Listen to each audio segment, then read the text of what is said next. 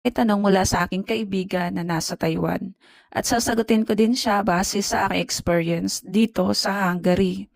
3 months pa lang ako dito kaya magsimula tayo sa unang tapa ko dito sa Hungary. Accommodation, parehong maganda ang accommodation ng Taiwan at Hungary. Nagkakatalo lang sa tao kasi sa bawat room dito kasi sa amin sa isang kwarto is 2 tao. Sa Taiwan naman, 4 o 6 kaming nagsisiksikan sa isang kwarto. Pero pareho maganda yung accommodation. Sahod as a greenhouse worker, sa Taiwan mas mataas karamihan ng factory jobs dahil sa overtime. Sa Hungary naman, mas mababa ang sahod pero depende ito sa company.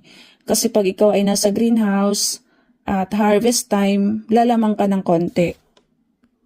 Basic namin dito is 330,000 HUF dito sa Hungary.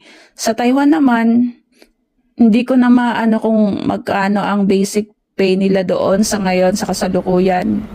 Ipagpalagay natin na nasa 30,000 NT. So, hindi magkakalayo yung basic pay nilang dalawa.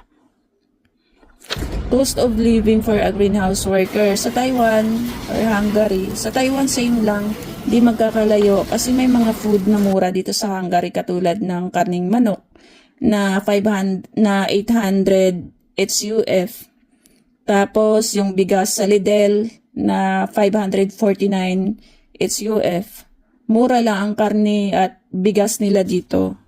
Work-life balance. Sa Taiwan, mas madaming overtime, mas mahaba ang oras sa trabaho.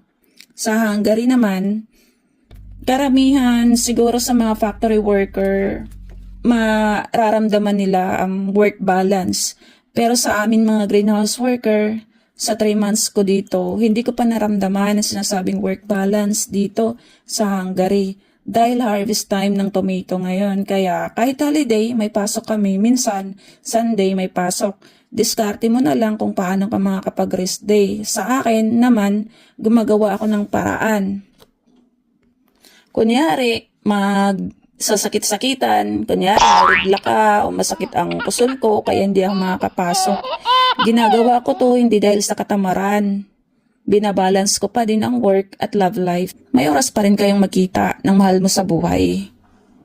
Yun lang ang may share ko sa Taiwan at sa Hungary.